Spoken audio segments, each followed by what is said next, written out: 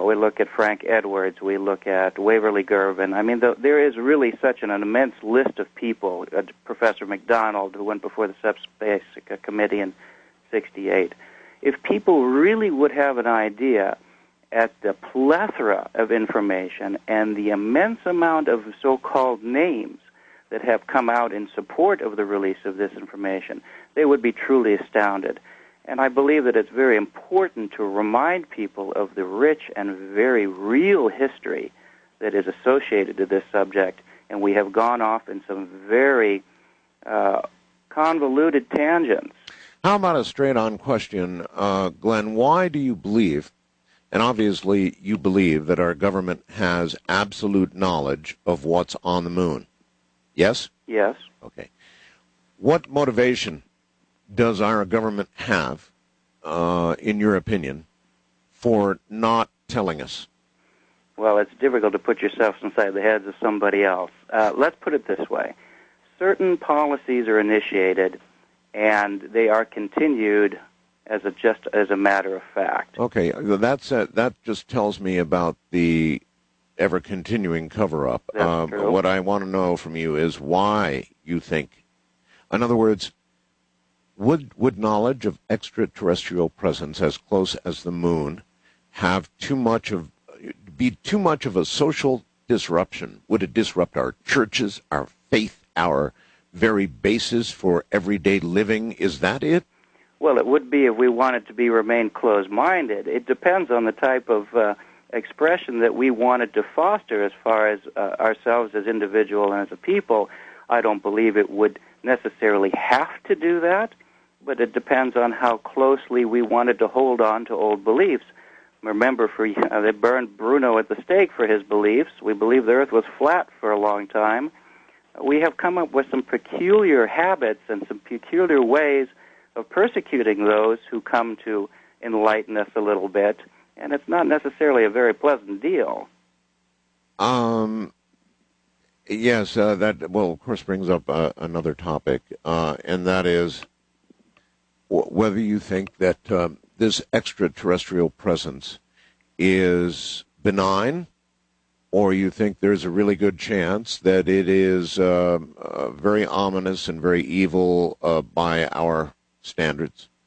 From the information that I have been able to be exposed to, and I look at this from several different angles. Historically, when we look at the type of contacts that are reported in historical records, whether we go back into the Middle Ages, back into biblical times, or as far back as the early 1950s, we're looking at the type of interactions where it's reported there is a non-hostile, beneficial interaction, provided, of course, that we wish it as well. So in other words, nobody is taken against their will or done terrible things to.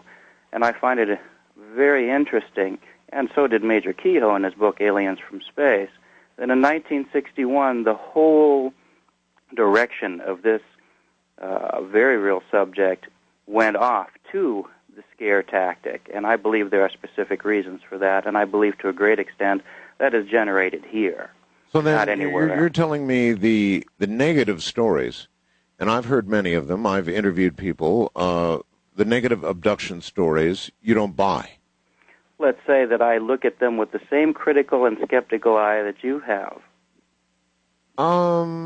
Fair enough, I guess. I'm not saying that, let's put it this way. We experiment with all types of different research and development equipment here. We ultra-high frequency, low frequency, microwaves, the list can go on. And a lot of these have psychological repercussions. Richard C. Hoagland Mm-hmm. Made some remarkable claims about glass structures on the moon, crystalline glass structures. I've heard that from any number of guests. Gigantic things, just monstrous things, actually going very high above the surface of the moon. Do you give credence to that? There have been reports, and it has been done by astronomers and both amateur and professional ones with different types of equipment in different locations so that you get a varying angle so that you start to eliminate haze factors and triangulation and things like that. And there is an area that has been reported. I myself have not seen that. A large Van de Graaff-type structure that stands, and based upon the measurements of its shadow, they're talking about it perhaps 5,000 feet high. Yes. I know I discussed this with John Lear, and I consider John a friend, even though we agree on some things, we disagree on others, but we share the same desire for the truth, and we served together flying airplanes, so we have talked about this subject. No as kidding. well. You served with John, huh? Yes, we have. John, as you know, is quite a good friend of mine. Mm-hmm. Did you ever have the opportunity, just offhand remark here, to hear the program I did with John in which he did what I called the Lear test? No. Oh, too bad. No, but I've talked to him recently, and we're planning to get together in his neck of the woods. So well, when you see him, be sure you take the Lear test. All right. I did, and it's worth doing, Glenn. Believe me, it's worth doing. He's quite a guy, and I know that he has a lot of beliefs about the moon. Yes. Some of which even extend, Glenn, into its being a relay station. Brace yourself for souls. Well, there can be all kinds of speculation. I, at this stage of the game, have dealt with the NASA photographs that my father collected due to his association when he went to lecture before 22 scientists at Goddard Space Flight Center at 67. Actually, it was an invitation along with the Pentagon as well thereafter.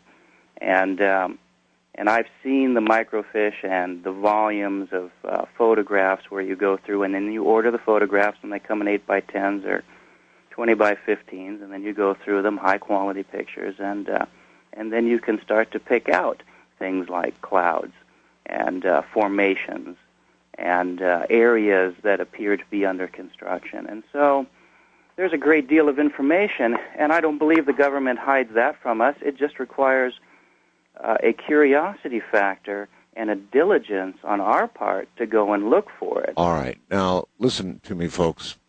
We've put some photographs. Glenn has put some photographs up on the coasttocoastam.com website.